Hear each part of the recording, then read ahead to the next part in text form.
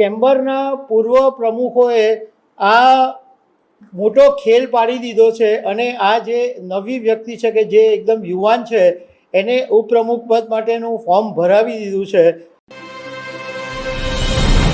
The southern Gujarat chamber of commerce and industries SGCCIમાં આ વખતે ફરી એક વખત ઉપપ્રમુખની ચૂંટણી નક્કી થઈ ગઈ છે, પરંતુ આ વખતે એક નામ એવું સામે આવ્યું છે કે જે ચેમ્બરમાં ક્યારેય જોવા નથી મળ્યા કે ચેમ્બરના લોકો પણ એના વિશે જાણતા નથી એવા એક ઉમેદવારનું નામ સામે આવી જવાને કારણે ચર્ચાનો વિષય બન્યું છે.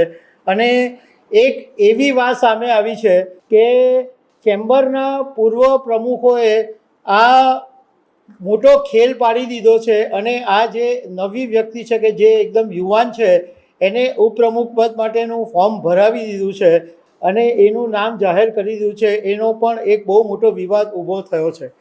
તો આના વિશે તમારી સાથે વાત કરીશ. મારું નામ રાજેશ શાહ છે અને તમે જોઈ રહ્યા છો ગુજરાતના સૌથી મોટા ડિજિટલ ન્યૂઝ પ્લેટફોર્મ ખબરછે.com. ચેમ્બર ઓફ કોમર્સમાં એક વર્ષોથી પ્રણાલી છે કે ઉપપ્રમુખ પદ માટે બને ત્યાં સુધી ચૂંટણી કરવાનું ટાળવામાં આવે, બધા સહસંમતિથી નક્કી કરવામાં આવે કે ભાઈ કોઈ એક વ્યક્તિ બને એટલે ચૂંટણી નહીં થાય તો ખોટો ખર્ચો નહીં થાય, એવી પ્રણાલી વર્ષોથી છે. પરંતુ ચેમ્બરના 85 વર્ષના ઇતિહાસમાં 8 વખત ઉપપ્રમુખની ચૂંટણી થઈ છે અને આ વખતે 9મી વખત હવે ચૂંટણી થવાની છે. સામાન્ય રીતે જ્યારે ઉપપ્રમુખ માટે ફોર્મ ભરાય ત્યારે ધીમે ધીમે કરીને બધા ફોર્મ પાછા ખેંચી લે અને કોઈ એકાદ બે જણા એવા હોય કે જે અડી જાય કે ના નથી ફોર્મ ખેંચવું. તો આ વખતે બે નામ એવા છે. એક નામ છે રવિરાજ દેસાઈ અને બીજું નીતિન ભરૂચા.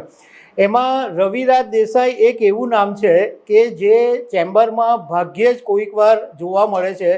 ચેમ્બરમાં મેનેજિંગ કમિટીમાં છે પરંતુ ચેમ્બરમાં એટલા બધા એક્ટિવ નથી અને ચેમ્બરમાં પણ ઘણા બધા લોકો રવિરાજ દેસાઈ વિશે જાણતા નથી.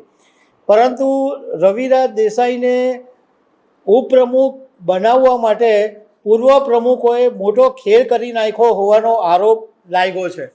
હવે જ્યારે બે ફોર્મ ભરાયા અને આમાં એવી સિસ્ટમ હોય કે જેટલા 6 જણાએ ફોર્મ ભર્યા હોય, જેટલા બી ફોર્મ ભર્યા હોય એ પહેલાં વિડ્રોવલ આપી દે અને એમાંથી એક ઉમેદવારનું નામ નક્કી કરી અને બાકીના બધાના વિડ્રોવલને ઓકે કરી દેવામાં આવે, એવી સિસ્ટમ હોય છે.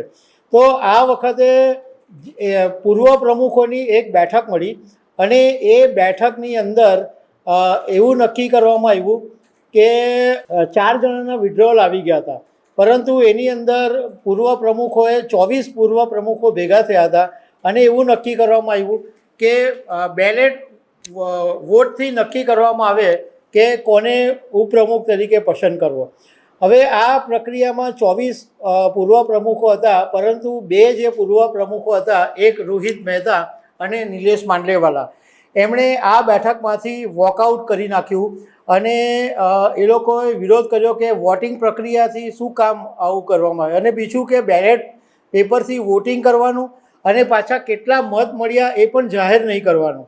તો આ બાબતે અમે ચેમ્બરના પૂર્વ પ્રમુખ રોહિત મહેતાની સાથે વાત કરી તો એમણે કીધું કે આ વખતે જે સિસ્ટમ હતી એ બહુ અમને લોકોને યોગ્ય નહીં લાગી, એટલે સૌથી પહેલાં તો નિલેશ માંડલાવાલાએ વોકઆઉટ કરી દીધું અને નિલેશ માંડલાવાલાએ કીધું કે આ રીત યોગ્ય નથી કે વોટિંગ કરીને કોઈ ઉપપ્રમુખનું નામ નક્કી કરવામાં આવે.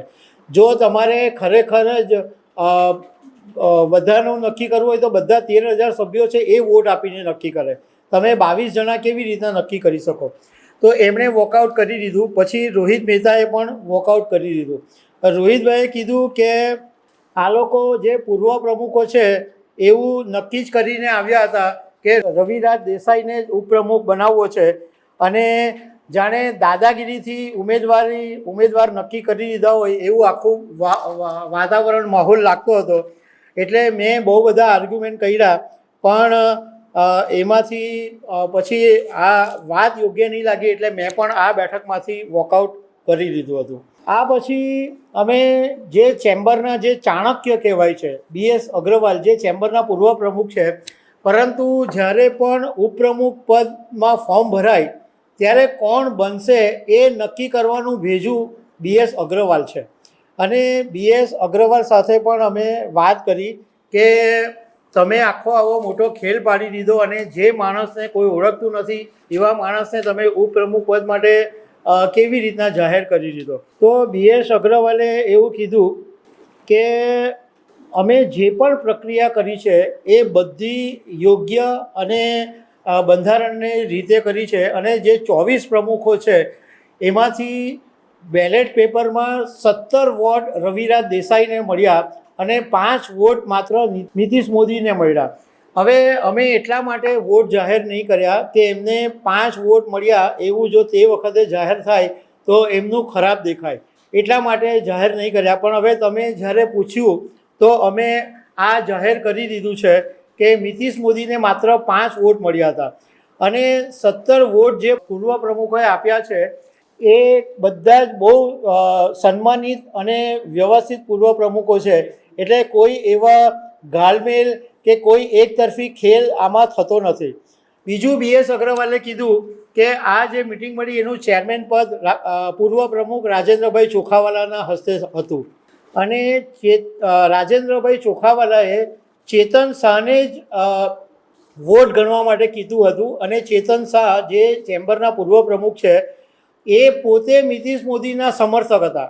એમણે નીતિશ મોદીને ટેકો આપેલો હતો અને એને જ વોટ ગણવા માટે આપ્યા. તો જ્યારે ચેતન શાહે પોતે જ વોટ ગણ્યા તો એ 5 વોટ હતા.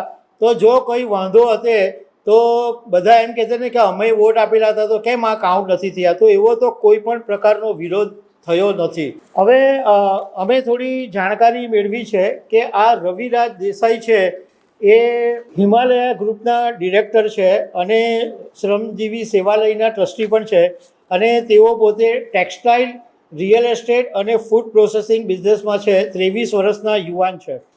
BS અગ્રવાલે કીધું કે અમે ચેમ્બરની અંદર અમારી એવી પ્રણાલી છે કે અમે કોઈ પણ વ્યક્તિને જ્યારે ઉપપ્રમુખ તરીકે પસંદ કરીએ ત્યારે અમે એ ઉમેદવારમાં એનો એટીટ્યૂડ જોઈએ, એની ઇન્ડસ્ટ્રીની પ્રોફાઇલ જોઈએ, એની ઇમેજ જોઈએ, એનું ઇન્ડસ્ટ્રીમાં વજન કેટલું છે એ જોઈએ, ચેમ્બરને લાયક છે કે નહીં એ બધું જોઈએ. અને એ બધા જ જે ગુણ છે એ આ રવિરાજ દેસાઈની અંદર છે અને ચેમ્બરની ગરિમાને સાચવી શકે એવું એમનું એક વ્યક્તિત્વ છે.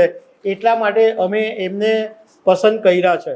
BS અગ્રવાલે કીધું કે ચેમ્બરમાં 1970થી એક એવી પ્રણાલી હતી કે 5 પ્રમુખો નક્કી કરવામાં આવેલા હતા. અરુણ જરીવાલા સહિતના હતા. એટલે એક ગાંચી, એક ખત્રી એવી અને એક મુસલમાન, એવી રીતના 5 સભ્યો હતા અને એ પ્રમુખો જ નક્કી કરતા હતા કે ઉપપ્રમુખ કોણ બને.